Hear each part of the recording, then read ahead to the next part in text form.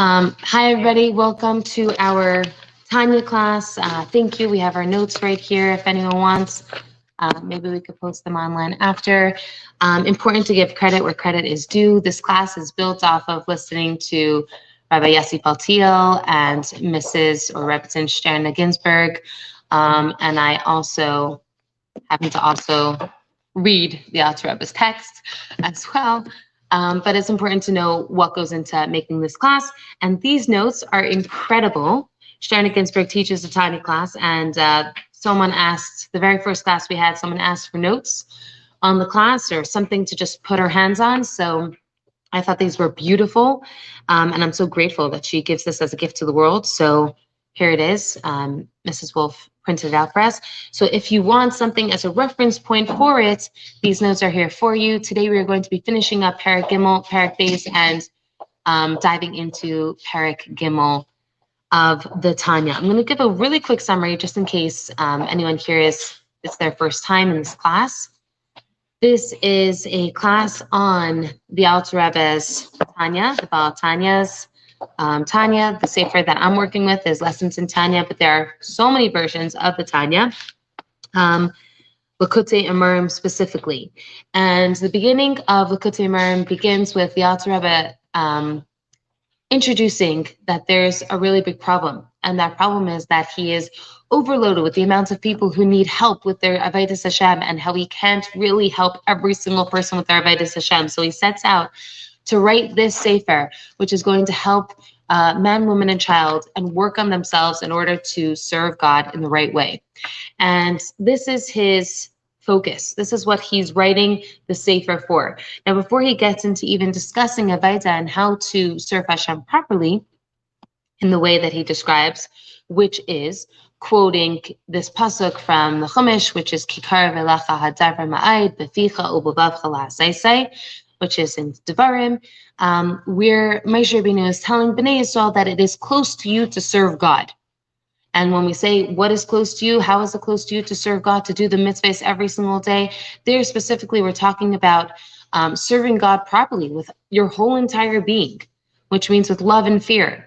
And the main question is, how is that possible? How is it possible to serve God with love and fear? How is this something that is considered close to you? And so, welcome. The Alter Rebbe starts off by saying, before we even begin to understand what Avodah looks like, we have to understand who we are. What are we? Who we are as people. What is our makeup? Let's first get really down to basics and understand the premise. We are people. We are human beings. We have struggle. And understanding where that struggle comes from. And then from there, at a certain point, we're going to get to Avodah. But for now, right now, we have to understand who we are as people. So the Alter Rebbe dives into Parak Aleph and Parak Beis in discussing the two neshamas that we have, the Nefesh Bahamis and the Nefesh Elokis. Last week we discussed the Nefesh Bahamis, and we saw that the Nefesh Bahamis has a few different characteristics. The Nefesh Bahamis is self-centered or selfish, self-gratifying. And again, we spoke about how that's not something that's necessarily bad. Now the Alter Rebbe takes terms like bad or evil and redefines them for us, because what we always think of as bad or evil or sinister, all of these words have connotation. And according to the Alter Rebbe, what is truth is really what reveals God and what conceals God. That's basically the premise for how to look at the world. If something reveals God, then it is holy and it's something we want to attach ourselves to. And if something conceals God, then that's something that is going to be pushing us away from living an aligned life with God's ideals in mind. So the Nefesh Bahamis stems from this place, which the Alter Rebbe describes as Sitra Achra, or the Gimel Klipas Sitameus, and he basically explains the concept of this energy being something that conceals God. Of course, it still comes from Hashem, but it's from a space of concealment. And it also brings concealment, okay? So the Nefesh Bahamis, again, it's not anything bad. It's just coming from a place of concealment of God, which means that its mode of operating is going to constantly be in a space of not seeing God. Right? So if you're functioning from space of the Nefesh Bahamis, your first way of looking at the world is not going to be seeing God, because that's not clear. What you see is the mud, or you see the wealth, or you see just tangible objects. You're not going to see past that. The nefesh elokis, the godly soul, is what introduces us to altruism, seeing something other than ourselves, seeing something outside of ourselves, and being able to trust God. Okay? The second characteristic of the nefesh bahamis that we were speaking about last time is anxiety. The concept that the nefesh bahamis, because it's short-sighted, because it only sees itself and what will gratify itself, it doesn't see anything above or beyond itself. So therefore, it's in a constant state of fear. Just like an animal is in a constant state of fear, how to survive, how to make its way in the world, how to make sure that the next meal is coming, store away the food, make sure that it's somewhere safe, make sure that I'm always in a place of safety. So that anxiety is a very prevalent concept that we live with always, because our nefesh bahamis comes from that space. It's its experience. Its experience is one of anxiety. So it's an important thing for us to recognize about ourselves that a huge aspect of our lives, or our operating system, which is one of the operating systems that we have, the nefesh bahamis is one of those operating systems, is to be short-sighted, not to see God clearly, and also to be filled with fear constantly, because that's what the definition of the nefesh bahamis is. As opposed to the nefesh elokis, because, as the Alter Rebbe describes, there's a part of the nefesh elokis that is literally a part of God, where Hashem, it says, Ata nefachta bi, Hashem blew himself into me. He took of himself, of his innermost being, and he blew it into me. And the idea behind that is that there's a part of our neshama, our nefesh elokis, that is one and the same with God. It is intrinsically connected with him. It is untouchable, unchangeable, immutable. And because of that, it has this constant recognition of God, because it doesn't feel disconnected. It is connected by definition to God. So anxiety doesn't come into play with that aspect of the nefesh elokis, because it has a clear recognition of God. That part of our nefesh elokis is called yichida. It is inherently connected. And because of that, it's not experiencing anxiety. In fact, on the opposite, it's experiencing a constant state of bitachon. So that's a very different operating system, which is the nefesh elokis. The nefesh elokis, the godly soul, has a different way of looking at the world, of making our body move, think, act. Completely different operating system. What's important for you to know right now is what the Alter Rebbe is trying to bring to us is, before, up until now, you just thought you're a person and you make bad choices or good choices. And from those bad choices and good choices, you're either a tzaddik or a rasha. And it's almost like the Alter Rebbe is taking our very tunnel vision and like widening it to something so much more. There's not just the black and white, good, bad. There's not just evil and holy. There's two different operating systems. There's two different ways that we could tap into ourselves and how we operate and see the world. And there's not just good and evil. There's godly or what doesn't seem godly, but everything is godly. So it's very new, it's very different, and the Alter Rebbe is slowly easing his way into explaining to us what the Avodas Hashem is going to look like from here on in. But you could hear how many novel understandings of the human psyche, of how we think, how we operate, what a Yid truly is, that the Alter Rebbe is bringing here. And again, I always think about how the Alter Rebbe on the first page says how he's getting this from other sources, and at the same time just reflects on his deep humility, because what the Alter Rebbe was really bringing to us was a lot of novelty that we did not understand or see in those sources that he's actually quoting. So very, very beautiful to constantly be aware of the novelty that's here, and also the humility that's here, which is so beautiful. So one person had a question last time, I believe, which is the difference between the nefesh bahamis and the Yetzer Hara. And it's a really good question, because oftentimes the two are used interchangeably, even amongst ourselves, right? Especially like when you're talking to a child, right? You're going to be speaking about the Yetzer Hara, not the nefesh bahamis. So what is the nefesh bahamis? What is the Yetzer Hara? How are they very different? So far we already spoke about what is the Nefesh Bahamis and what are his tendencies, what are her characteristics, that limited mindset, the selfishness or the self-gratifying, and the anxiety. Those are characteristics of the Nefesh Bahamis. It's also important to know that it's an operating system. It's also important to know that it's not bad. In many ways, the Nefesh Bahamis can be harnessed for good, right? It's not a bad thing. It comes from Hashem as well. And all that it is an operating system. It's instinctual. It's animalistic. It doesn't mean that it's wrong. Now, what's important is, what is our Yetzer Hara? Yetzer Hara is not an operating system. It's an inclination. It's the part of ourself that, the way I think of it as, is like the train tracks, right? So you have this one train track and then it splits. Now, what makes it that you go to this side or this side? There's that one tiny little bar that's connected to a lever in the train station. And when, the operator literally pulls the bar, that's when that little track is able to move. And when that track moves, it directs where the train is going to go. Is the train going to go in this operating system, the Nefesh Elokis, or is it going to this operating system, the Nefesh Bahamis? The lever, or that part of the track, they're both the same thing. That is the Yetzer Hara. That's what's convincing you where to go, where to direct yourself. The Yetzer Hara, the Yetzer Tov are both inclinations. They're telling you what to do. They're each pulling you towards the operating system, but they're not the actual operating system. Okay? So what is that Yetzer Hara, to understand a little bit more of what that Yetzer Hara actually is?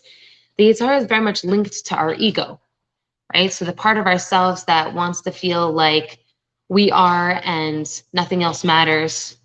The Yetzer Hara creates our ego, because if we really were truly aligned with who we are, our ego would be nothing.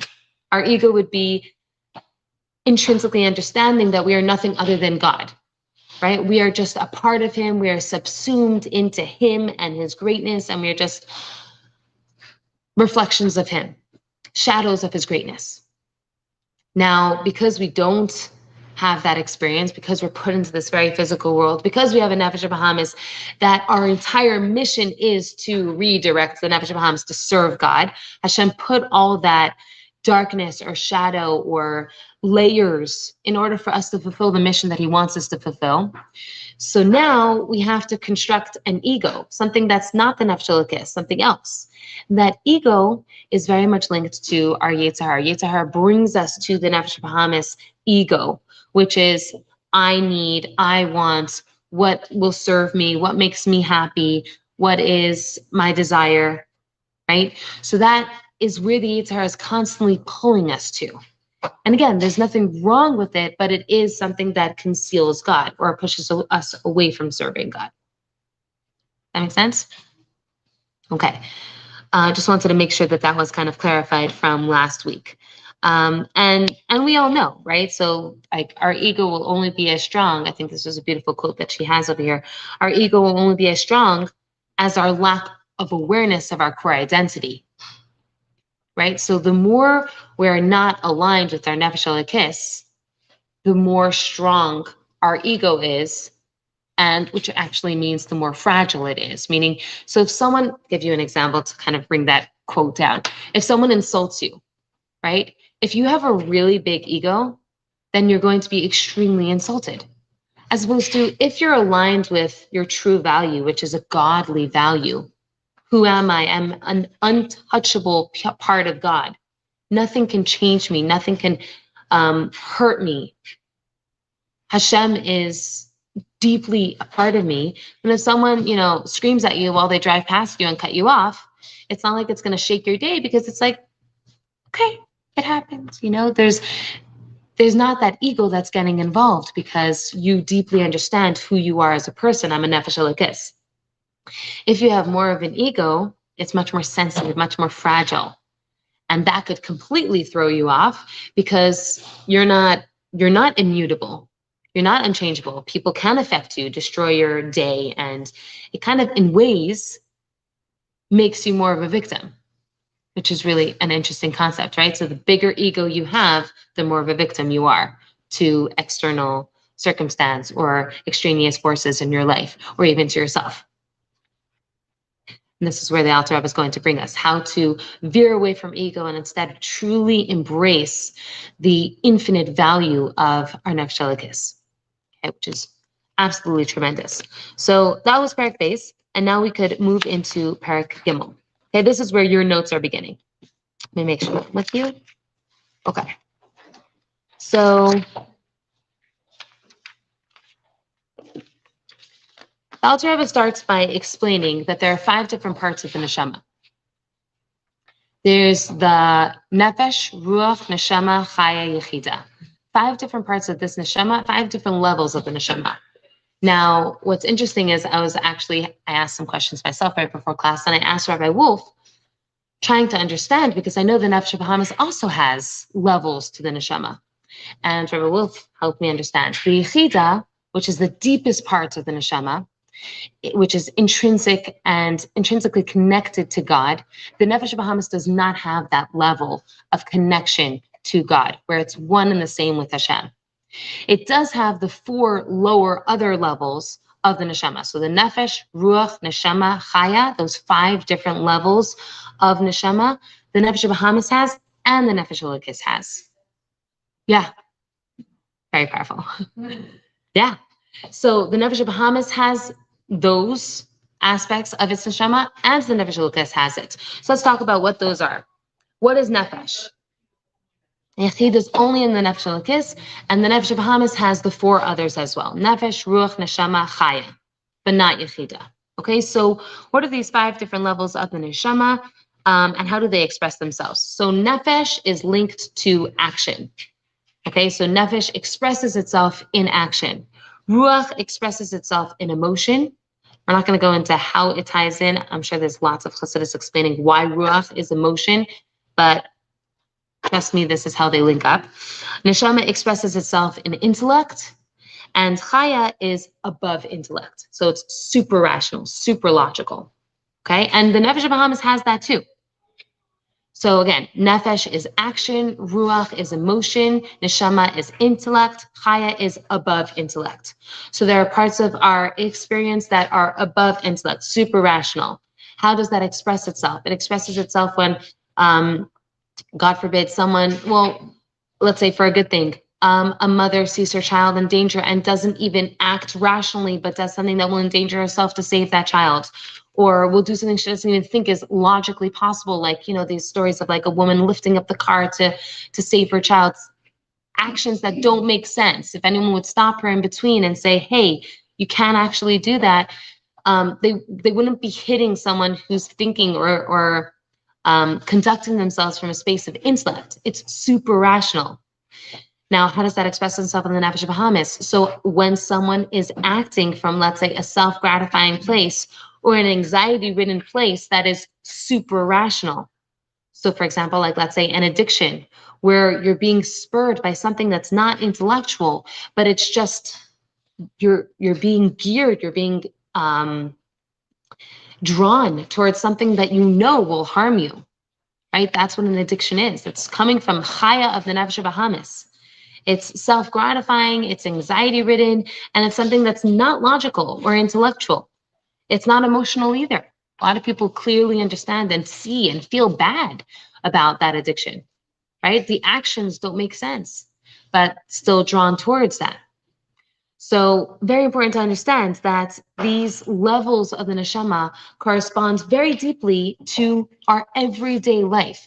So what the Alter Rebbe is really doing here is, instead of taking this concept, which it does feel very high and remote, not within reach, he's linking 5 different parts of the neshama to very, very practical, pragmatic aspects of your life. We are always taking action. We are always thinking. We are always feeling. These are things that are happening all the time. Understand and know that that is linked to your soul. So he's bridging the gap, right? Just like we were talking about last week, bridging the gap between the infinite and the spiritual and the very mundane physical part of our lives, where we don't feel God is in our lives. We don't feel like we see spirituality. And he's bridging the gap by showing you, no, you do feel it. You do this every day. This is where it's coming from. You didn't realize that when you're acting from an addictive place, it's coming from your nefesh habahamis. You didn't realize that when you decide to do some sort of special act of chesed that totally didn't make sense in your day, that it's coming from your nefesh elokis. But now you know. And I want to talk to you about it so that you could understand it better and actualize it more effectively in your everyday life. Okay? So here in Perek Gimel, which is, I think, the shortest chapter in the Tanya, the Alter Rebbe starts explaining to us and really defining to us how the neshama relates to, how we can use the neshama to relate to the world, rather.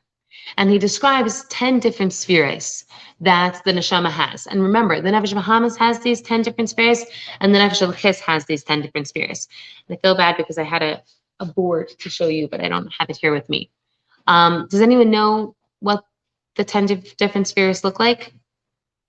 I'll just list them off for you, and then I'll bring it next time so you could see better. But why 10? Why are we talking about 10 different spheres, 10 different attributes through which the neshama expresses itself? Because it says that Hashem created the world with these 10 different attributes, and he expresses himself with these 10 different attributes. And because we are created b'tselem Elokim, because we are created in his form, the deeper understanding of his form is understanding these 10 different attributes, because this is the way that Hashem expresses himself into the world by creating the world, interacting with the world. So we too were created with these 10 different spheres, mimicking his 10 different spheres. Now here the Alter Rebbe is specific in saying the word shenishtalshlu mehen, which means that they are drawn from his 10 different spheres. What's important to realize is it's not just that Hashem created us in his image, so we are a mirror image from him. What's incredibly powerful to remember and to understand is that we also have these 10 spheres, and we are drawing from his 10 spheres. So just like we look at our own neshama and we say, wow, there's a part of myself that is infinite. And from that infinite part of myself, I can use as a resource infinite ability, right? Infinite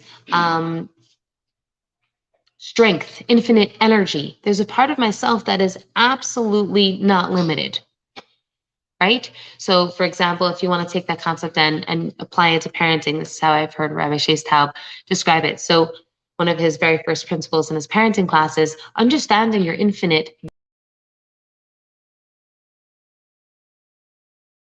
ability. And if you really thought about it for just 1 second, you could tap into it, draw from there as a resource, and express it into your everyday life.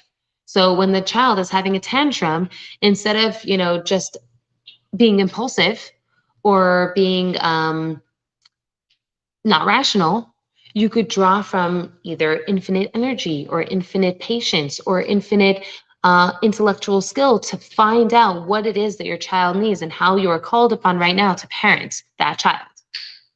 So here what the Alter Rebbe is bringing here, kind of like really drawing from that point and understanding it a little bit more deeply, when we're talking about the 10 spheres, and we're going to go into what they are, these 10 different attributes of God. Not just do we have them to mimic him and to mirror how he has these attributes, but we're literally drawing from his infinite attributes. So when I have chesed and Hashem has chesed, it's not just I'm mirroring his chesed. I want to be kind like God is kind to us. I want to be generous like Hashem is generous to me. My generosity stems from his generosity. That's an incredibly powerful concept. When I am generous, it's coming from Hashem's generosity. It's infinite. It's much more powerful than just me. It's also not limited to my selfish motives or ulterior motives of like, if I give her something, he'll give me something, right? What's that phrase? Like, if I rub his back, he'll rub my back kind of thing. That's not where it's coming from inside me. It's coming from true generosity, which is godly generosity. When I'm acting from a space of gevura, which means restraint or discipline, I'm acting from God's gevura. I could draw from his ability. Now I can make the choice, because I could either be drawing from my gevura from my nefesh elokis, or I could be drawing from my gevura from my nefesh habahamis. That's my choice. It's up to me which train tracks I'm going to be shifting onto. But let's just focus for now on the Nefesh Elokis. What's tremendously empowering about this concept, just these two words of Shenishtalshelu Mehen, that we draw our attributes from God's attributes, is that they're infinite. They're not limited to me, to my small ability. Let's say I feel like I'm the type of person who's absolute gevura. I have not a chesed bone in my body. I can draw from the fact that I have neshama, and of course I have chesed inside me. Not just do I have chesed that I could like fan the flame of, I have Hashem's chesed, who is the God of chesed, God of rachmim, God of mercy, and I could draw from there, bring it into myself, and express it in the world, which is a tremendously empowering concept. Okay, so these 10 attributes, what are these 10 attributes? Why are they important? And how are we going to use this, God willing, in our Avodah? So the 10 attributes are split up into two different categories, mothers and doubles. The mothers are the intellectual properties, and what are called the doubles are these emotive attributes. They're emotional, okay? So the first three are Chachma, Bina, and Das, which means wisdom, understanding, and knowledge. And again, these translations are fluid because the Hebrew language is so deep and basically comprises of so many different English words that we use that you can literally have like almost sometimes like 6 or 7 English words that are all within one Hebrew word. Even just the Hebrew language itself, I think, is like something like 100,000 words, and the English language is up to 1 million, right? So it's just there's more words in the English language than Hebrew language. But of course, with Lashon HaKodesh, where there's godly intention in the actual language, so the actual letters, the way they're formulated, the way they're put together has intention and connotation and represents so much more than just the word. So for example, let's say Chachma. Chachma, the word. Technically, if you take apart the word wisdom, wisdom is just wisdom. Maybe it stems from some sort of Latin meaning of wisdom. I'm not sure. But when it comes to Hebrew, every single word is put together with real wisdom. So Chachma, the word wisdom, is koachma, which means the power of what? The power of what means the power of potential. Chachma is not just wisdom, someone who is wise. It's a certain type of wisdom. It's a certain type of intellect, which is this seed of a thought. It's just that first grain of an idea. And everything that the idea has is contained in that one seed. So if I think, hey, I want to build a house. I want to build this house. And all I'm seeing is just like house. I don't necessarily see if the floors are going to be hardwood or marble. I don't see what type of doorknobs I'm going to be using or what type of faucets I'm going to choose when I create this house. I just see house. But in that seed of an idea, everything is contained.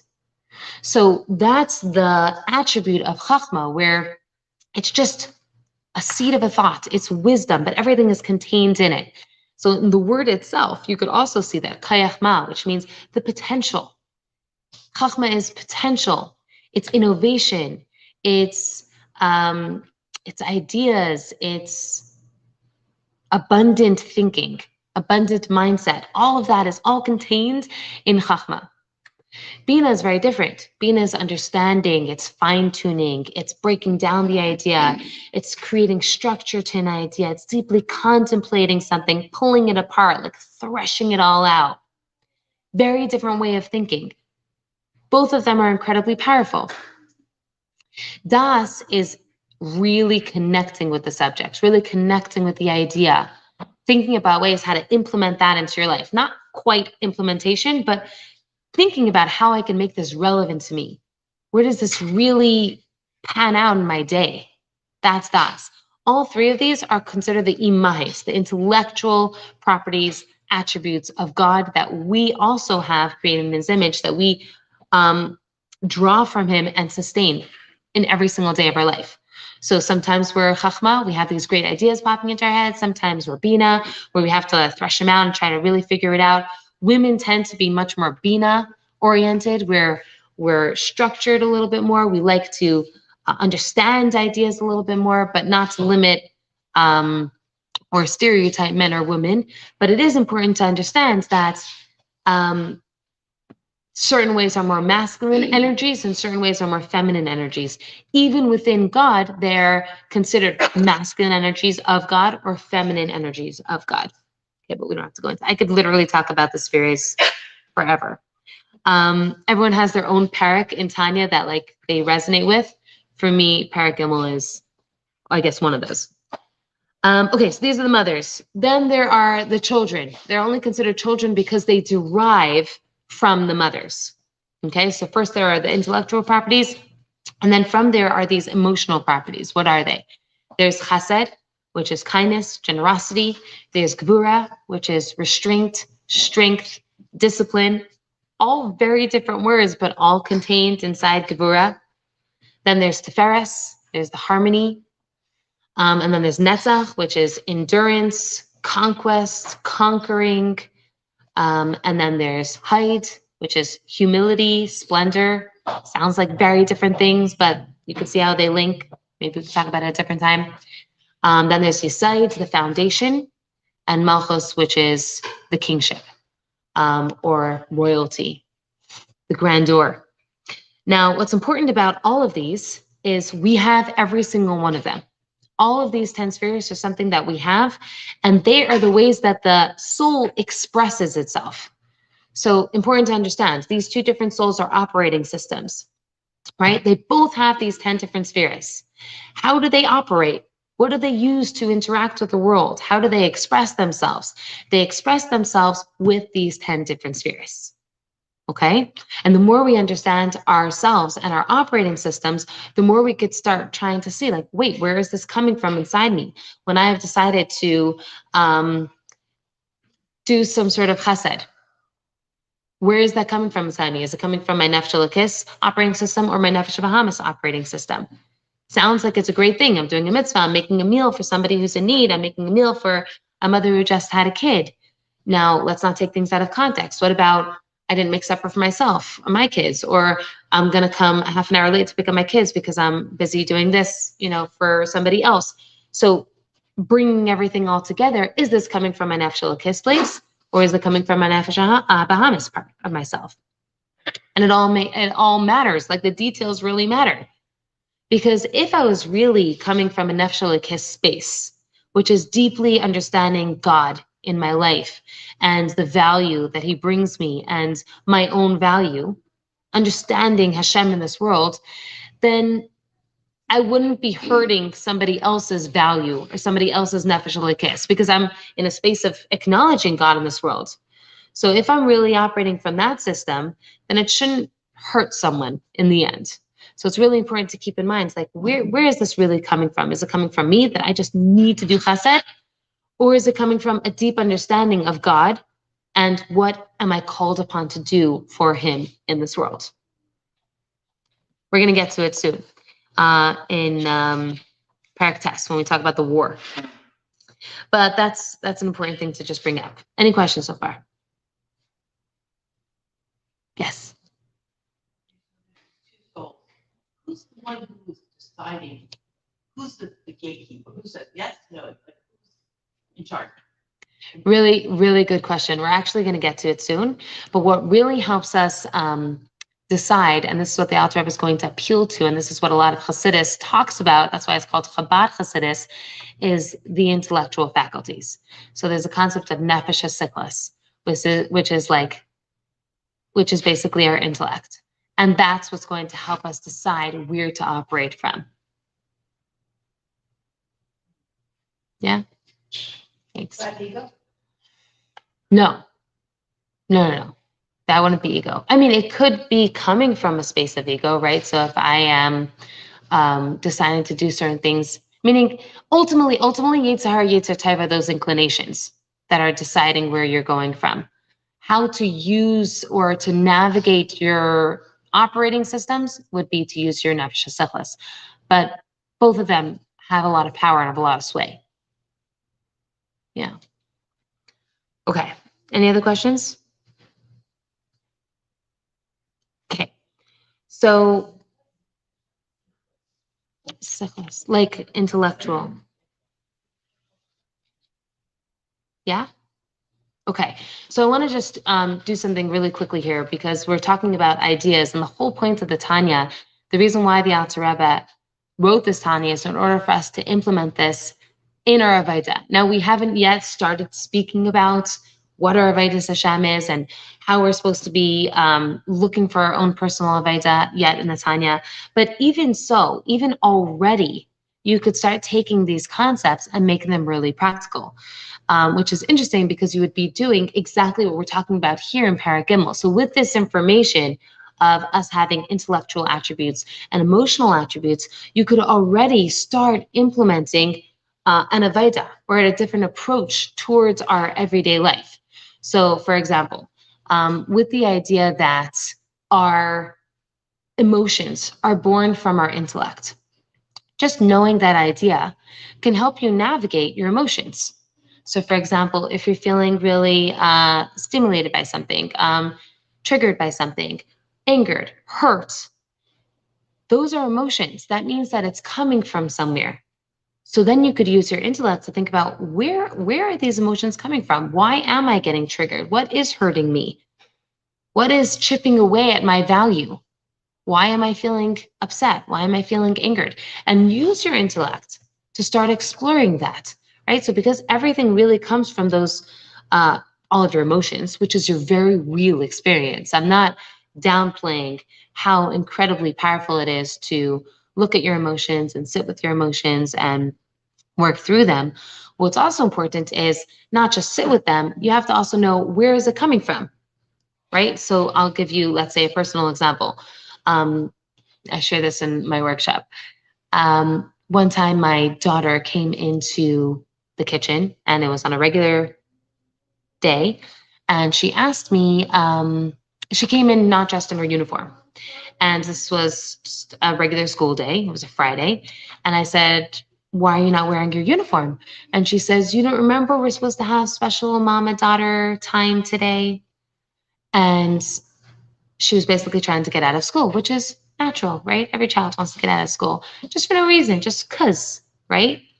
But for me, I had like this experience of just crumbling. That's how I explain it. Like I felt crumbling inside me.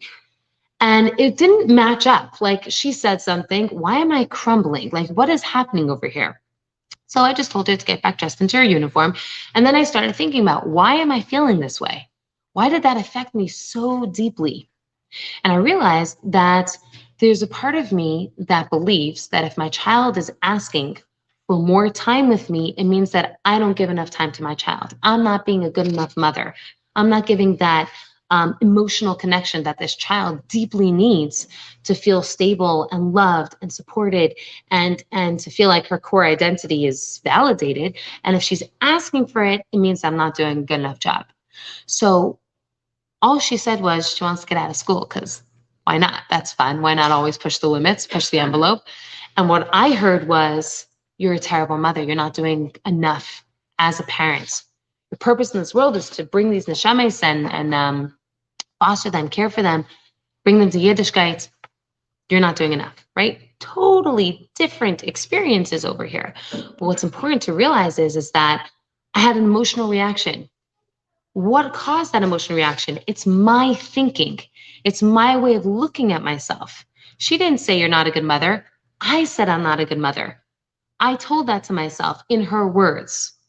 And it's so important to hear that because what did that create? That created my experience, my thoughts. What I'm telling myself literally created the way I was going to respond to her, the way I was going to respond to the rest of my day. So if I would have let it go, and just felt triggered for the rest of the day, who knows the damage I might have inflicted on the rest of my world, right? Everything else could have just gone off for the rest of that day. But instead, here the Alter Rebbe is giving us such a powerful tool just with explaining who we are in our makeup.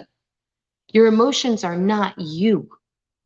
Even your thoughts are not you, but they do shape your reality. Who you really are is the Nefesh Elokis, is Yechida. Your intrinsic self is part of God. It's not your experience. You don't feel that way. There's lots of different pieces of why you don't feel that way. So the Alter Rebbe is making it really practical, like again, bridging the gap between Yechida and my real experience. He's bridging it, he's bringing it together. Know that this is who you are. And let me explain to you why you don't feel that way. Let me explain to you what your experience is shaped by. It's shaped by your emotions, your perspectives, your feelings, your beliefs. Those things are going to make your reality and keep recreating your reality, just like my day would have looked differently if I didn't start backpedaling to what my thoughts are, right? So it's such an empowering thing to learn. And it's also a huge responsibility to learn this concept. Like, where am I going to direct my day? It's very much shaped on where am I aligning myself? Am I aligning myself with just my emotions? Am I aligning myself with just my ruach part of my neshama? Am I aligning myself with something higher than that? Am I aligning myself with my intellect? Where can I find myself and actually unify my entire experience and reflect who I truly am, which is I'm a godly soul. And I want to function from that space, deeply understanding how I'm a godly soul. So, how can I take this really big idea of my soul being a makeup of 10 different attributes, 3 being intellectual, 7 being emotional? And how can I take that concept and apply it to my life? That's something we want to walk away from, because everything that we learn in Tanya is something, there's something there for us to learn. So how can I make even just this concept practical? How is this idea going to shape my reality, change the way I look at other people, change the way I look at myself, at my day? Um, can I take this idea and relate it or translate it into a problem that I'm currently experiencing right now, something that I'm struggling with? I'm struggling with a person in my life, or I'm struggling with um, just circumstance that's happening right now. Can I take this idea and translate it into that part of my life? Because that's the whole point. If I think about this idea every day, would that change me as a person? If I constantly thought about whom I am as a person, my intrinsic value as a godly soul, or if I constantly thought about, I don't want to limit myself to my emotions, I'm so much more than that. Or if I constantly thought about, hey, my emotions are not me, I could actually find out what's creating them. And if I listen into my thoughts, then I could find out what's shaping my reality and my perspective and my outlook on life. So if I operated from these ideas, how would I show up differently in, let's say, my job? How would I show up differently as a wife, as a mother, as a daughter? Right? So it's really important to like ask yourself these questions. Like, how can I take these ideas, which are lofty, really lofty, but what the Alter is doing here is trying to bridge the gap. But again, we need Das with this idea. Das is really connecting with the idea. Fine, we heard about this, we learned about it. Such a cool idea. I'm inspired. I can even understand it. But now Das is, how can I make this real in my life? Where does this apply? Take this lofty concept and really make it practical. Can anyone think of a way that this idea could show up as practical?